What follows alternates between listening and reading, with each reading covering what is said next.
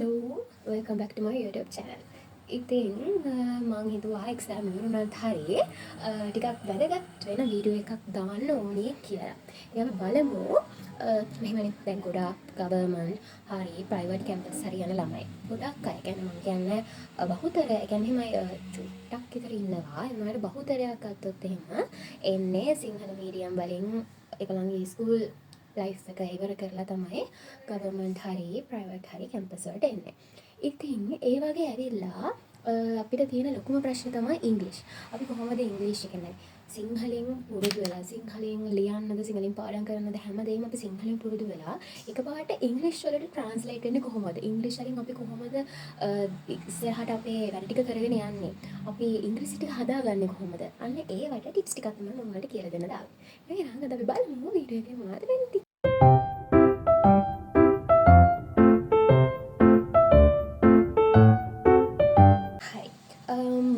පළවෙනියටම කියන එක තමයි මම පොඩි නෝට් ඩවුන් එකක් කරගත්තා මොනවද ඕනේ කියලා. ඔයාලට කියන්න ඕන මොනවද කියලා. ඉතින් මම කියන පළවෙනි එක තමයි Google Translate. මෙහෙමයි Google Translate කියන එක ඔයාලට එක එක විදිහට පාවිච්චි කරන්න පුළුවන්. සමහරවිට ඔයා හිතන්නකෝ ඔයාලා ඒ වෙලාවේ ගන්නවා ස්ක්‍රීන්ෂොට් එකක්. නැත්නම් මොකක් හරි මේ ඉමේජ් එකක් හරි නැත්නම් ටෙක්ස්ට් එකක් හරි ඔයා කරන්න ඕනේ Google Translate එකකට දාලා නැත්නම් Google එකේ දැන් ඔයා පික්චර් එකක් ගත්තා නම් ඒ පික්චර් එක Google එකේ ස්කෑන් කරලා ඒකෙන් ඔයාලා ඒ තියෙන ටෙක්ස්ට් එක අරගෙන Google Translate එකට දාලා ඔයාලට ඒකෙන් සිංහල තේරුම ගන්න පුළුවන්. ඒ වුණාට යුනිවර්සිටි යන ස්ටුඩන්ට් කෙනෙක් විදිහට මම ඔයාලට කියන්නේ ඔයාලා සිංහලෙන් හැමදේම ඉගෙන ගන්න යන්න එපා. ඔයාලා සිංහල ඔයාලගේ මේන් කියන්නේ ඔයාලා හැමදේම සිංහලෙන් ඔළුවට දාගන්න යන්න එපා.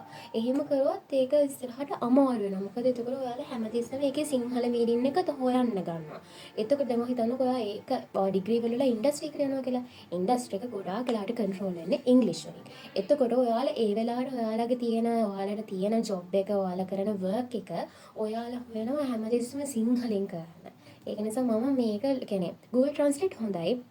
සමහරලාට ඔයාලට ඒ කියන්නේ Google Translate එකෙන් අදාළ සිංහල තේරුම අරගෙන ඊට පස්සේ ඒ සිංහල තේරුමට අදාළ ඔයා දන්න වචන ඒවට සිමිලර් වචන දාලා ඔයාලට ඒ වගේ එක එක ඔයාලගේ වර්ක්ස් කරන්න පුළුවන්. ඒකට Google Translate මාර විදියට වැදගත්. දැන් උදාහරණයක් විදියට හිතන්නකෝ මම කෙමිස්ට්‍රි කරන්නේ. මම මේ ලැබ් රිපෝට් එක ලියනවා කියලා. එතකොට දැන් සෝරි. ඉතින් දැන් හිතන්නකෝ ඔයා ලැබ් රිපෝට් එකක් විමාන රිපෝට් එකක් ලියනවා කියලා.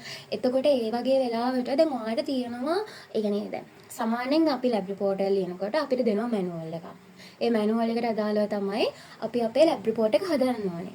ඉතින් ඒ වගේ වෙලාවට ඔයාට ඕන කරන විදිහ කියන්නේ දැන් අපි මැනුවල් එක අපිට ලියන්න බෑ. අපි ඒක අපේ වචනෙන් තමයි අපි ලියන්න ඕනේ. එතකොට ඒ වගේ වෙලාවට දැන් ඔයා දන්නවනේ මම කියන්නේ ඔයා ලැබ් රිපෝට් එකක් හරි මොකක් හරි රිපෝට් එකක් හදනකොට ඔයා දන්නවනේ මෙන්න මේ කරුණු ටික තමයි ඔයා අතුරත් වෙන්න ඕනේ කියලා සිංහලෙන් දන්නවනේ. ඔයා ඒ ටික දාන්න Google Translate එකට සිංහලෙන් මම මෙන්න මෙහෙම කරනවා. ඊට පස්සේ ඔයා කරන්න තියෙන්නේ ඒකට අදාළව ඉංග්‍රීසි වලින් එනවනේ.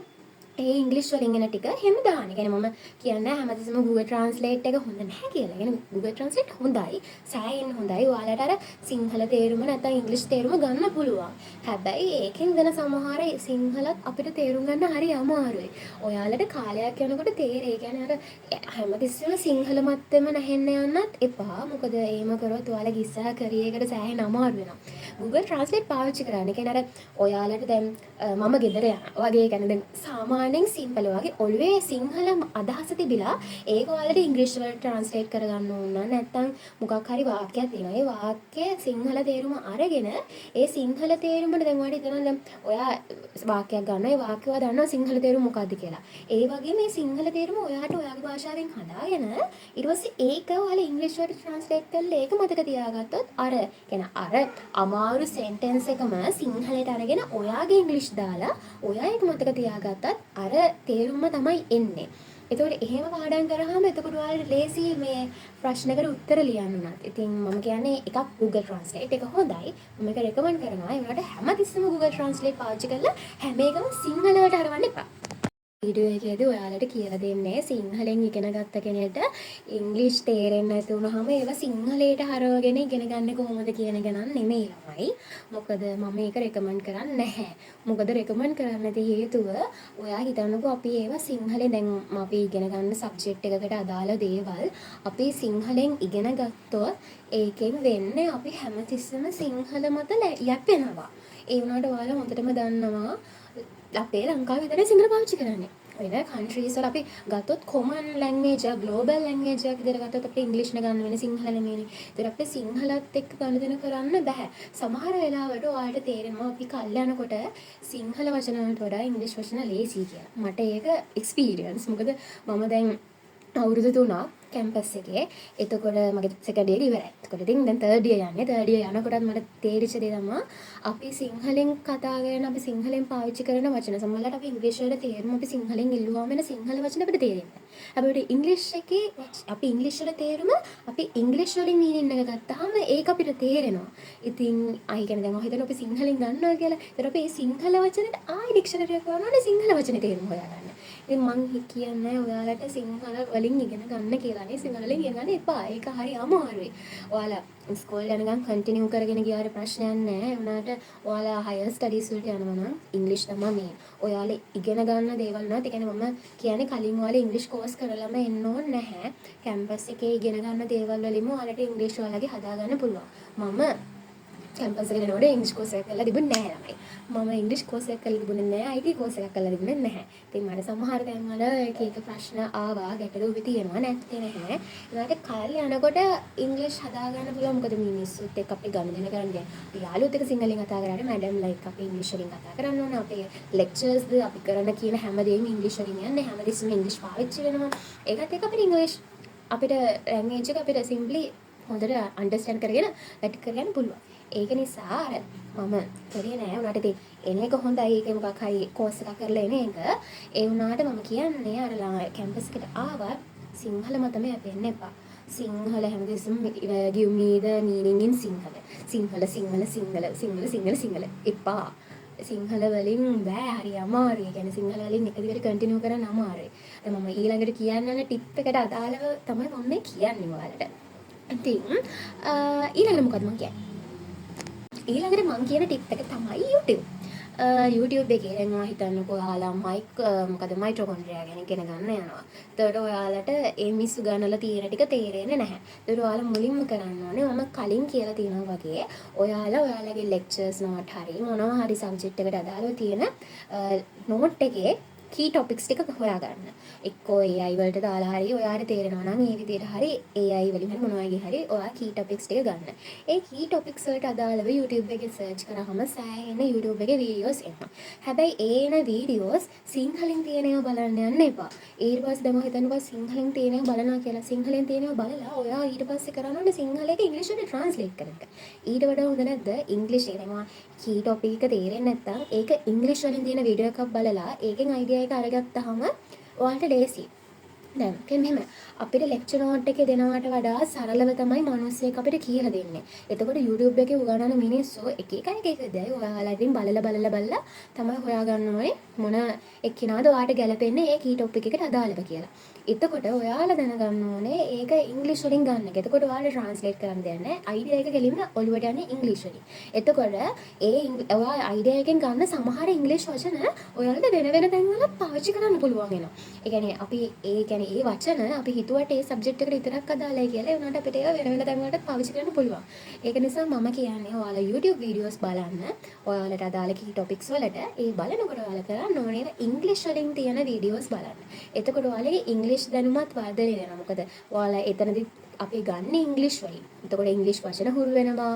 එතකොට අපි කොහොමද ඒකත් එක්ක කමියුනිකේට් කරන්නේ? අපි කොහොමද පාඩම් කරන්නේ? අපි කියන්නේ දැන් සාමාන්‍යයෙන් අපි අවුරුදු 13ක් විතර යනකම් ඉංග්‍රීසි අපි දන්නවනේ. අපිට ඉස්කෝලේ ඉංග්‍රීසි කියලා දෙනවනේ.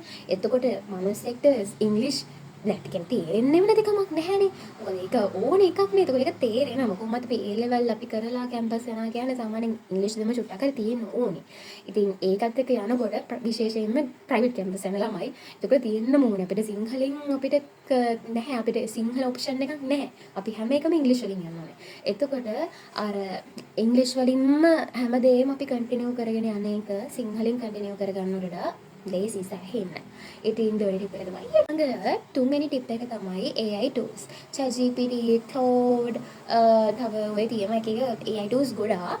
ඉතින් ඒ වගේම ඔයාලට ඉල්ලන්න පුළුවන් ඔයාලා හිතන්නකෝ ඔයාලගේ lecture note එක තියෙනවා මොකක් හරි කෑල්ලක්. ඒ කෑල්ලව දාලා කියන්න මේ give me in simple English කියලා. එතකොට එයාලා ඔයාලට තේරෙන සිංහල මේ ඉංග්‍රීසි වලින් දෙනවා. නැත්තම් ඔයා ඉල්ලන්නේ ඒක ඔයාට තේරෙන්නේ නැහැ. ඒක නිසා ඒ වුණාට ඒක මට එක්සෑම් එකට හරි නැත්තම් මට මොකකට හරි ඒක තේරුම් ගන්න ඕනේ. ඒක නිසා මට මේක තේරුම් ගන්න පුළුවන් විදිහට මට කියලා දෙන්න. නැත්තම් මට එක්ස්ප්ලেইন කරන්න. කියලා කිව්වම කියන්නේ අපි AI tool එකට උනත් අපිට ඕන කරන විදිහට දෙන්න ඕනේ. නැත්තම් එයාලා දෙන්නේ එයාලට ඕන විදිහට. ඔයා කිව්වොත් එහෙනම් මට මේක එක්ස්ප්ලেইন කරන්න කියලා. එතකොට එයාලට තියෙන බර වචන ඔක්කොම ටික දාලා කියනවා. හැබැයි ඔයා කිව්වොත් ඔයාට ඒක තේරෙන්නේ නැහැ. ඒ ඔයාට කිසිම අයිඩියා එකක් නැහැ. උනාට ඔයාට මේක එක්සෑම් එකට ඕනේ. ඒක මට සිංහල හැබැයි සිම්පල් ඉංග්‍රීසි වලින් ඕනේ කිව්වම එයා ඔයාට තේරෙන විදිහට කතන්දර වලින් හරි මොනවා හරි නැත්තම් key topics නැත්තම් key point exam tip hacks ඒ වගේ එක එක දේවල් දාලා ඔයාලට AI tool එකෙන් ඔයාලට අදාළ විදිහට ඔයාලගේ note එක ගන්න පුළුවන්. අන්න එහෙමයි තමයි ළමයි AI tools පාවිච්චි කරනවා. කියන්නේ නැතුව නිකම් බොරුවට ෆොටෝස් හදන්න මම කියන්නේ ඒවා හොඳ නැහැ කියලා මමත් කරනවා. මේ කියන්නේ ඒ අරගෙන මොකක් හරි ට්‍රාන්ස්ලේට් කරගන්න මොනවා හරි ඉල්ලන්න සිම්පල් වලින් ඉල්ලන උත්තර හොයාගන්න ආන්සර් මේ නේද ප්‍රශ්න තියෙනවා ප්‍රශ්න වලට උත්තර හොයාගන්න. එහෙම නෙමෙයි. ඔයාලා ප්‍රශ්න වලට උත්තර හොයාගන්න වුණත් එතනදිත් ඔයාලා උත්තරේ කොහොමද ආවේ කියලා ඒකෙන් ඉල්ලන්න. එතකොට ඔයාලට අයිඩියා එකක් එනවා නේ කොහොමද උත්තරේ ආවේ කියලා. නිකම් බොරුවට උත්තරේ ගන්නවල වඩා උත්තරේ ආවිදිය තේරුම් ගත්තාම ප්‍රශ්නයක් අහම එක්සෑම් එකට ලියන්න ලේසි.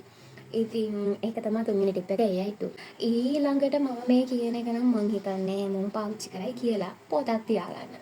පොතක් තියාගන්න කියන්නේ ඉතින් ඒකේ ඔයාලට හම්බෙන අමාරු වචන ලියා ගන්න. එතකොට ඉතින් මෙහෙම ඒක නම් මම කියන්නේ බැලෙන්නේ නැහැ. මොකද මම කිව්වත් බැලෙන්නකට සමහරවල්ම ඉන්න ඔය වගේ පොත් පාවිච්චි කරන. ඉතින් මම ඒගොල්ලන්ට තමයි කියන්නේ පොතක් පාවිච්චි කරන්න. ඒ පොතේ ඔයාලට හම්බෙන අමාරු වචන තියෙනවා නම් ඒ වචන ටික හොය ඒ වගේ ලියන්න.